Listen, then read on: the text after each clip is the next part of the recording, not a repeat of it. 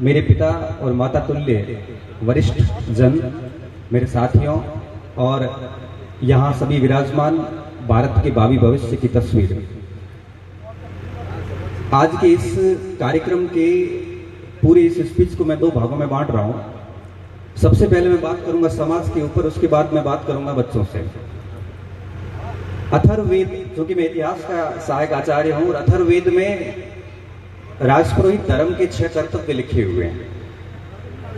वो उस समय के अनुसार लिखे हुए, लेकिन आज भी वो प्रासंगिक हैं। लिखा है अथर्ववेद में कि दान देना, दान लेना, यज्ञ करना और यज्ञ करवाना, अध्ययन करना और अध्ययन करवाना, ये 6 कर्तव्य ब्राह्मण के हैं, और ये 6 कर्तव्य ब्राह्मण ही ठीक ढंग से कर सकता है। क्योंकि वो दौर था उस समय का, आज का दौर बदल गया, लेकिन बात ये नहीं बदली, सार्थकता आज भी है। क्योंकि शिक्षा से बड़ा कोई दान नहीं है, शिक्षा से बड़ा कोई यज्ञ नहीं है, और अध्ययन तो शिक्षा का आयाम है। तो ये तीनों मतलब 6 ही कर्तव्य शिक्षा में समाहित हो जाते हैं। और मैंने देखा है कि जो समाज शिक्षित है वो समाज आज राष्ट्रीय स्तर पे, अंतरराष्ट्रीय स्तर पे अपनी पहचान स्थापित कर रहे हैं। हर एक समाज में, मैं कई समाज के कार्यक्रम में जाता हूं तो मैं पाता हूं कि शिक्षा पे कितना कुछ कार्य किया जा रहा है। शिक्षा से ही सब कुछ संभव है। और हमारे समाज की अगर मैं बात करूं, यहाँ पे मैं प्रतिभावान बच्चों से बाद में बात करूंगा, यहाँ पे अभी भी छोटी छोटी कुछ कमियां नजर आ रही मुझे। हमारे युवा पीढ़ी के अंदर जो एक नशे की प्रवृत्ति घुस चुकी है, देख के बड़ा दर्द होता है। जब भी कभी मैं किसी, हालांकि सामाजिक समारोह में बहुत कम जाता हूं, फिर भी जाता हूं तो मुझे दुख होता है कि 18 वर्ष से लेकर 30-35 वर्ष तक की युवा जब अफीम ले रहे होते हैं, और मुझे कहना नहीं चाहिए, इस मंच पर ऐसे शब्द यूज नहीं करने चाहिए कि हम उस ब्रह्म ऋषि समाज से हैं, हम उस चाणक्य के परिवार से हैं, हम उस पतंजलि के परिवार से हैं, हम उस पाणिनि शुक के परिवार से हैं, जो राजाओं को मार्गदर्शन देता था, जो जिसके परामर्श से देश के देश चलते थे, जिनके परामर्श से विदेश नीतियां तय होती थी, जिनके परामर्श से जो है युद्ध होते थे, और उन्हीं के परामर्श से संधियां होती थी, कहां समझौता होता था, कहां क्या होता था, सब ब्राह्मण तय करते थे। आज वही समाज, जब मैं इन टीनेजर्स को देखता हूं, 18 से 35 वर्ष की युवाओं को जब हाथ में मदिरा की बोतल देखता हूं तो मुझे बड़ा दुख होता है। ये शब्द मेरे मुंह से शोभा नहीं देते इस मंच पे, लेकिन ये कड़वी सच्चाई है, हमें स्वीकार करनी चाहिए। ये बहुत गलत प्रवृत्ति हमारे अंदर घुस रही है। आज ग्रामीण सेक्टर में मैं देखता हूं तो ये जो नशे की प्रवृत्तियां ये हमारे समाज को बहुत बदनाम कर रही है, क्योंकि समाज की जो पहचान है वो युवा से होती है। आज मैं अगर गलत कार्य करूंगा तो पूरा समाज बदनाम होगा, अगर मैं कोई श्रेष्ठ कार्य करूंगा तो पूरा राजपूत समाज जो है उसको सम्मान मिलेगा।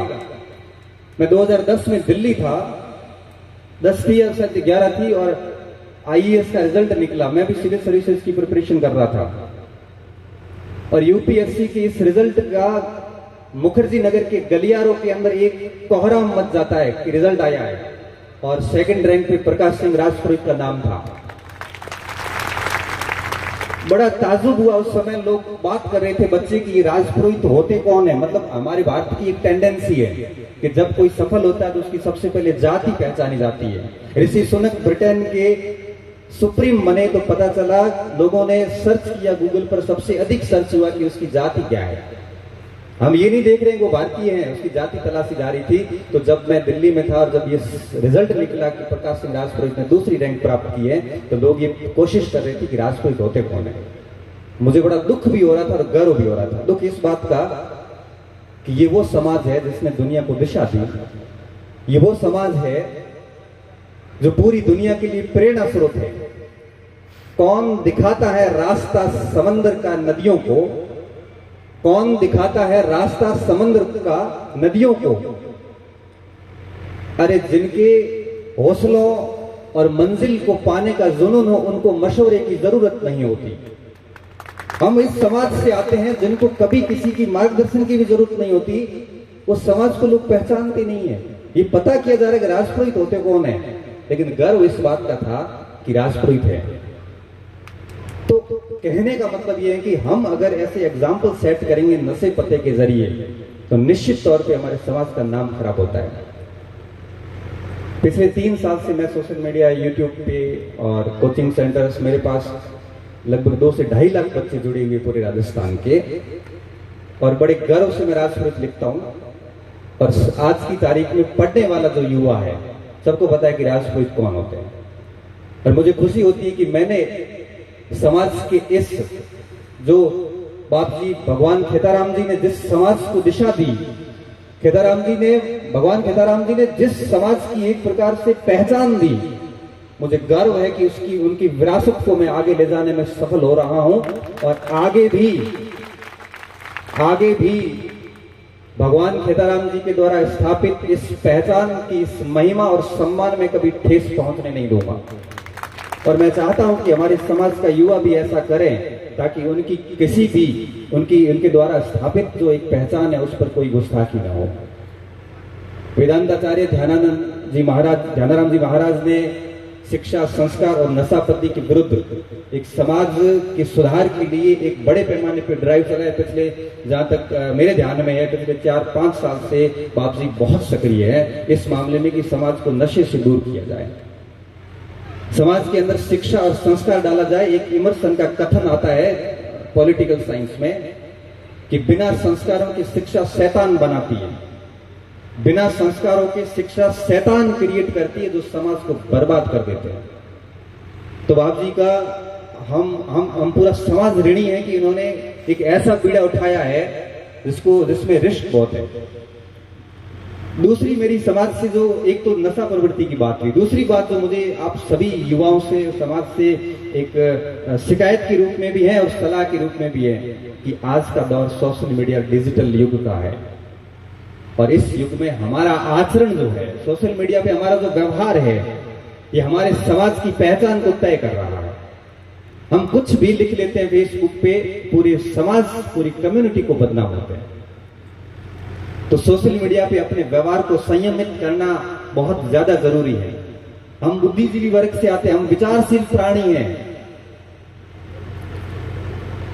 हम शस्त्र, शास्त्र, बुद्धि, विद्या सभी पैमानों पर खरे उतरे हुए उन ब्रह्म ऋषियों, उन योद्धाओं के वंशज हैं। और हम सोशल मीडिया पे कई बार देखता हूं कुछ भी लिख लेते हैं, उनकी तो कोई पहचान नहीं है, लेकिन पूरे समाज की पहचान जो है वो खराब करते हैं। इसलिए मैं आप सभी युवाओं को कहूंगा कि जो भी भाई बंधु सोशल मीडिया यूज करता है, कम से कम संयमित व्यवहार जरूर करें, ताकि हमारे समाज का नाम कहीं पर भी खराब ना हो। अब मैं बात करूंगा प्रतिभावान छात्र छात्राओं से। देखो, मैं बहुत भी फ्रैंकली बात करूं तो मैं खुद प्रतिभाशाली छात्र नहीं रहा। इस मंच पर कक्षा 10 से लेकर और पीएचडी होने तक कभी प्रतिभाशाली विद्यार्थी के रूप में मुझे सम्मानित होने का अवसर मुझे मिला नहीं। क्यों नहीं मिला? क्योंकि 10th से लेकर एमए तक कभी फर्स्ट डिवीजन बना नहीं। एक 12वीं में जरूर बना था, लेकिन उस समय इनाम के समय मैं कहीं चला गया था कि वो लिखा हुआ ही नहीं था इनाम कहीं। लेकिन मेरा एक अलग तरीके से मानना है स्टूडेंट्स कि परसेंटेज आपकी सफलता में मायने नहीं रखते। हाँ, हालांकि योग्यता जरूर है। कई बार गुड एकेडमिक रिकॉर्ड जैसी कोई बाध्यताएं आती है तो परसेंटेज कम होते हैं तो फॉर्म भरने नहीं देते। तो 50, 55, 60% भी बन जाते हैं तो मैं मानता हूं ठीक है, क्योंकि भारत की सबसे बड़ी परीक्षा है इंडियन एडमिनिस्ट्रेशन सर्विस IAS की, जहां 35% मांगते हैं। RAS के अंदर भी 35% मांगते हैं। तो परसेंटेज को कहीं पर भी आप ऐसे दिल में मत रखना कि भाई मेरे 92% है या 97। मैं किसी का हौसला खराब नहीं कर रहा हूं, लेकिन मैं बताना चाह रहा हूं कि 98, 99 बनने से आप इस गुरूर में न रहें कि इस परसेंटेज के बेस पे मैं आगे चयन ले लूंगा। ये परसेंटेज एक मार्कशीट बन के रह जाएगी जो किसी सूटकेस में दबी रह जाएगी किसी फाइल के अंदर। आज आपसे या मेरे से कोई पूछ रहे हैं कि आपके 10वीं परसेंटेज कितने, 8वीं कितने, मुझे नहीं पता, देखने पड़ते हैं, एक बार वापस चेक करने दोगे। और अगर किसी के कम प्रतिशत बने हैं तो वो इस डिमोरल में भी न रहे, वो टेंशन में भी न रहे कि कम परसेंटेज वालों की नौकरी नहीं लगेगी। मैं आपके सामने प्रत्यक्ष उदाहरण हूं। प्रतिशत कम बने, कई कारण होंगे। लेकिन राजस्थान भर की सारी परीक्षाओं को बड़ी अच्छी रैंक से बड़े आराम से पास किया। तो महत्वपूर्ण यहाँ पे प्रतिशत नहीं है, महत्वपूर्ण यहाँ पे ये है कि जैसे ही आप 12वीं पास करके कॉलेज में प्रवेश करोगे, उसके बाद का 3-4 साल का आपका आचरण कैसा रहता है, ये महत्वपूर्ण है। मैंने 97% वाले बच्चों को जेल में जाते हुए देखा है, क्योंकि 97-8 बना के जब कॉलेज में आते हैं तो बड़े इंटेलिजेंट बच्चा सबसे ज्यादा शरारती भी होता है। जो बच्चे बुद्धिजीवी होते हैं उनको कंट्रोल करके रखना बहुत मुश्किल होता है, क्योंकि उनमें एनर्जी बहुत होती है। अगर उस एनर्जी को ठीक दिशा दे दी तो बहुत बड़ा नाम करके निकलेगा। अगर वही एनर्जी गलत दिशा में घुस गई तो अपराध जगत के अंदर स्थापित हो जाएगा।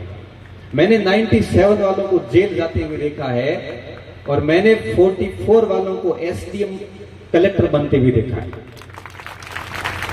तो महत्वपूर्ण प्रतिशत नहीं है, महत्वपूर्ण यह है कि कॉलेज में प्रवेश करने के बाद आप 3-4 साल को भुनाते कैसे। यहाँ पे बहुत सारे मेरे वरिष्ठ साथी है, शिक्षक, शिक्षा जगत के अच्छे लोग हैं यहाँ पे, और बहुत अच्छे से सबको पता है कि कॉलेज के अंदर आने के बाद हमारी असली यात्रा शुरू होती है और वहीं पे हम गलतियां कर जाते हैं। तो मेरी सलाह रहेगी सभी स्टूडेंट से कि आपकी मार्कशीट अच्छी हुई, बहुत बढ़िया बात है, इसे सस्टेन करके रखिए आगे भी। और कॉलेज के अंदर प्रवेश करने के बाद में अपनी पढ़ाई को और गति देना। और यहां पे मुझे हमेशा फील होता है, क्योंकि जब मैं कॉलेज में पढ़ा रहा होता हूं तो कई सारे ऐसे बच्चे आते हैं जो बहुत इंटेलिजेंट बच्चे होते हैं और रोल आवारा लड़कों के चक्कर में आके वो बर्बाद हो जाते हैं। विदिन 2 साल के अंदर कहानी खत्म हो जाती है, क्योंकि आपके माता पिता पीछे कॉलेज में आपको देखने नहीं आ पाएंगे। कॉलेज में कोई यूनिफॉर्म नहीं है, कॉलेज के अंदर कोई बैग बस्ता प्रार्थना ही नहीं है, कॉलेज में कोई टेस्ट नहीं होते, कॉलेज में कोई कहने वाला नहीं है। आपको अपने निर्णय स्वयं करने पड़ेंगे और वहां अगर कोई संयमित होके पढ़ता गया तो निश्चित तौर पे यहां से यहां तक की यात्रा तय कर लेगा। आप आज यहां हो और यहां आने के लिए सिर्फ और सिर्फ 3 या 4 साल की कहानी है। मुझे 4 पंक्तियां याद आ रही है कि इंसान खुद को पहचानता कब है, इंसान खुद को पहचानता कब है, अपनी ताकत को मानता कब है। देवता को धरा पर ला सकता है, देवता को धरा पर ला सकता है, अपनी क्षमता को मानता कब है, अपनी क्षमता को ही नहीं मानता हो। और आगे लिखता कि डरा डरा रहता है सबके सामने, डरा डरा रहता है सबके सामने, साहस से सीना तानता कब है। और आगे क्या लिखता है कि शत्रु से मुकाबला जरूरी है, लेकिन शत्रु से मुकाबला जरूरी है, लेकिन लहू से खुद को शांता कब है। और अंतिम पंक्ति में बोलूंगा कि हर युवक विवेकानंद हो सकता है, हर युवक विवेकानंद हो सकता है, वह अपने घेरों को लांघता कब है। अगर आपको आगे बढ़ना है जीवन में तो अपने कंफर्ट जोन से बाहर आना पड़ेगा। अगर आप ये सोचते हो विद्यार्थियों कि 97 बन गए हैं और अपना काम हो गया है, तो आप बहुत गलत सोच रहे हो। आपको अपने कंफर्ट एरिया से बाहर आके काम करना पड़ेगा, जिंदगी में रिस्क भी लेनी पड़ेगी और ऐसी चीजें भी करनी पड़ेगी जो आपने सोची नहीं थी। 2011-12 के अंदर जब मैं गवर्नमेंट सेवा में आया और सिविल सर्विसेज IAS की बहुत अच्छी तैयारी चल रही थी, उसी समय मैं हमेशा स्टूडेंट्स को कहता हूं कि पढ़ाई के साथ साथ अपने खेल और अपने स्वास्थ्य पे पूरा ध्यान रखो। आज की पीढ़ी जो है मोबाइल में ऐसी घुस गई है कि उनका ब्लड सर्कुलेशन बिगड़ गया है, पूरा ध्यान मोबाइल में रहता है तो पूरी बॉडी पीछे काम नहीं करती ढंग से। सोशल मीडिया का यूज करना चाहिए, डिजिटल युग में आप रह रहे हो तो मोबाइल का उपयोग बहुत ज्यादा जरूरी, मैं भी करता हूं, लेकिन वो पॉजिटिव यूज होना चाहिए, नेगेटिव यूज नहीं। ये रील्स के चक्कर में युवा बर्बाद होते जा रहे हैं। तो मैं कह रहा था कि जब 2011-12 में मेरी बहुत बढ़िया पढ़ाई चल रही थी, उस समय कुछ 15-20 दिन मेरे बॉडी में कुछ प्रॉब्लम्स हुई पेट के अंदर, तो मैं हॉस्पिटल गया, छोटे छोटे कई 4-5 हॉस्पिटल्स गया। समय ज्यादा तो नहीं दे रहा हूँ, बस छोटे छोटे हॉस्पिटल गया। लास्ट में मुझे एम्स में जो भारत का सबसे बड़ा अस्पताल है, वहां मेरा एक दोस्त डॉक्टर था, विष्णु था, उसने कहा कि गुरुदेव इधर आ जाओ, आपका इलाज यहाँ करवा लेते हैं। वहां गया और डॉक्टर ने मुझे एक लाइन बोली और उस लाइन के बाद मैं कहता हूँ कि पूरी जमीन खिसक गई मेरी पैरों के नीचे से। उसने कहा बेटा आपको यूसी की बीमारी अल्सरेटिव कोलाइटिस है और ये जीवन भर रहेगी। डॉक्टर को कहते हुए दर्द नहीं होता क्योंकि वो हर दिन ऐसे कई पेशेंट्स को कहता है, लेकिन सुनने वाले को दर्द होता है क्योंकि वो हर दिन इस तरह से बीमार नहीं रहता। तो मैंने कहा कि इसके क्या होगा आगे। उन्होंने कहा कि आप प्रशासनिक सेवाओं के ठीक से अब काम के नहीं हो। क्यों? टैबलेट्स पे रहना पड़ेगा, खाना पीना सोना सब संयमित हो जाएगा और स्ट्रेस आप ले नहीं सकते। और मैं बताऊं आपको कि स्वास्थ्य के कारण 2013 में मैंने सिविल सर्विसेज को हमेशा के लिए छोड़ दिया। एक छोटी सी लापरवाही ने पूरी तैयारी को साइड में लगा दिया और कॉलेज में असिस्टेंट प्रोफेसर जैसे पद पे आने का मेरा कभी कोई इरादा नहीं था, ना मेरा कभी कोई टारगेट था। लेकिन जब डॉक्टर ने कहा कि नहीं सिविल सर्विसेज आपके लिए है ही नहीं, उसके बाद ध्यान शिक्षा की तरफ डाला और आज यहां तक आपके सामने खड़ा हूं। मुझे बड़ा गर्व महसूस होता है। मुझे गर्व इस बात के लिए भी महसूस होता है कि ये हमारा, अब मैं उन ब्राह्मण धर्म के 6 कर्तव्य पूरे कर सकता हूं और बड़े ढंग से कर रहा हूं। तो कहने का मेरा यहाँ पे मतलब है कि पढ़ाई करिए, बहुत अच्छे से मेहनत करिए, लेकिन साथ साथ में आप अपनी सेहत और खेल कूद का भी ध्यान रखिए। जरूरी नहीं है कि केवल 15-15 घंटे पढ़ो।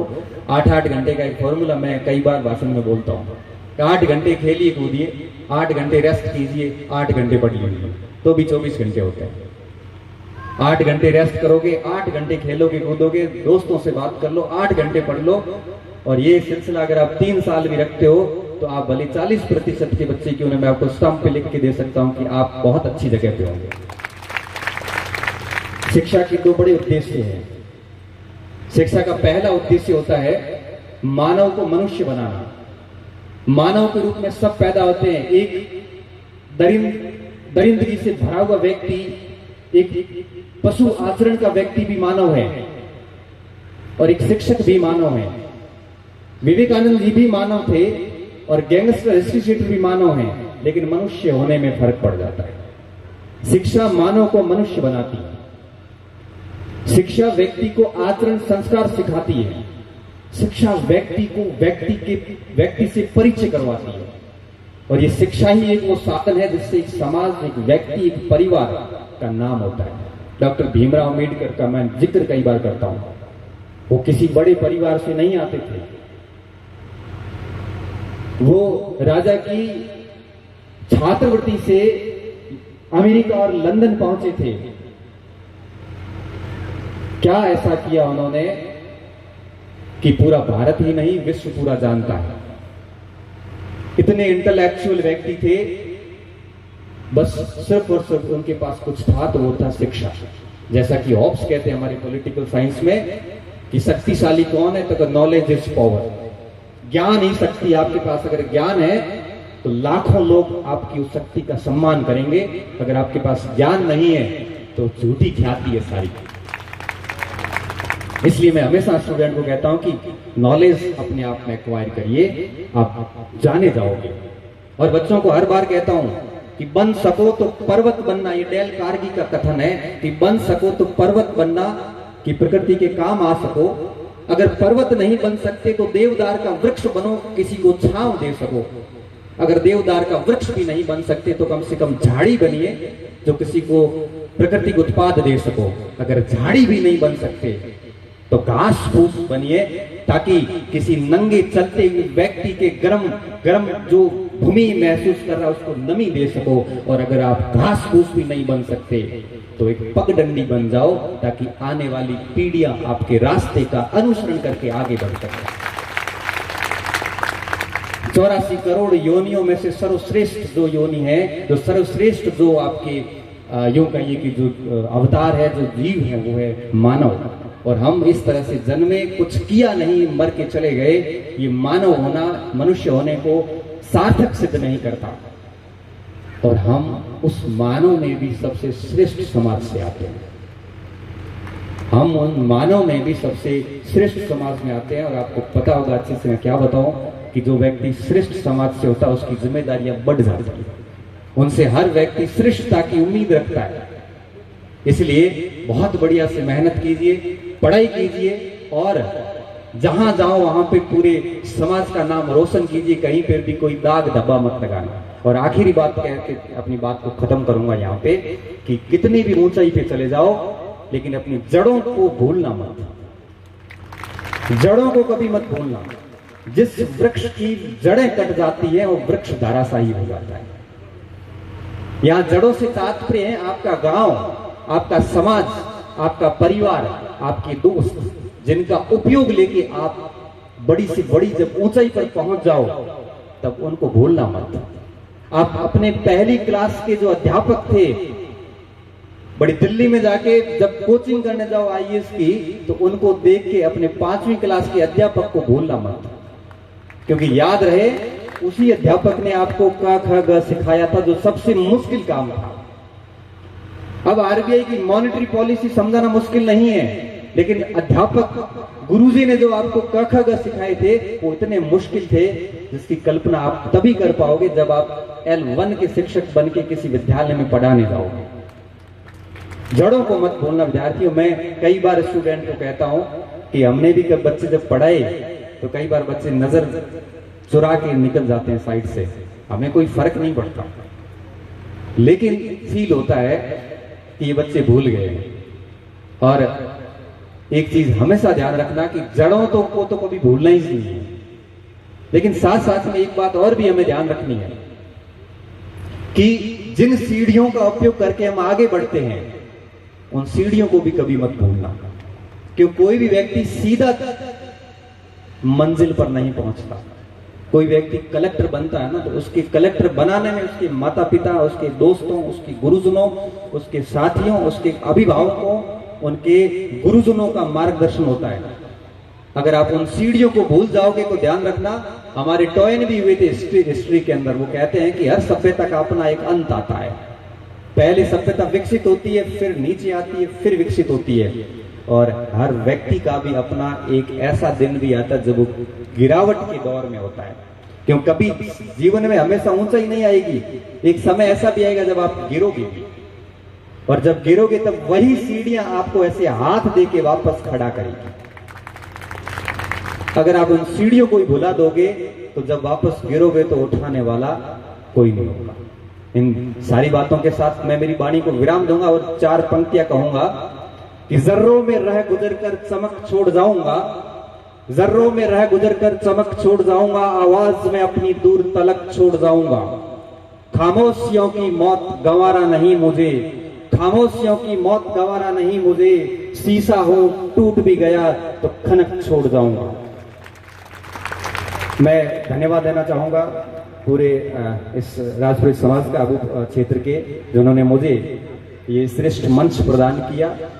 मैं आप सभी का शुक्रगुजार हूं, और जब भी मेरी कभी आवश्यकता आपको महसूस हो तो आप मुझे बेझिझक याद कीजिए। जहां कहीं भी होंगे हम आपकी सेवा के लिए हाजिर हैं। और इन बच्चों से मैं और युवाओं से कहूंगा कि राज्य भर के बच्चे हमारे से मार्गदर्शन लेते हैं, पता नहीं क्या देख के लेते हैं, ये तो मुझे नहीं पता, तो लेते हैं ये बात है। और जब कोई हमारा ही बंधु हमारे से मार्गदर्शन लेता है तो ज्यादा खुशी होती है।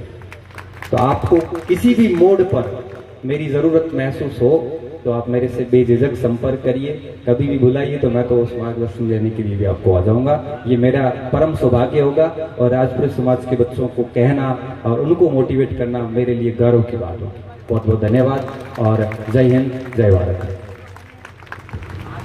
धन्यवाद सर।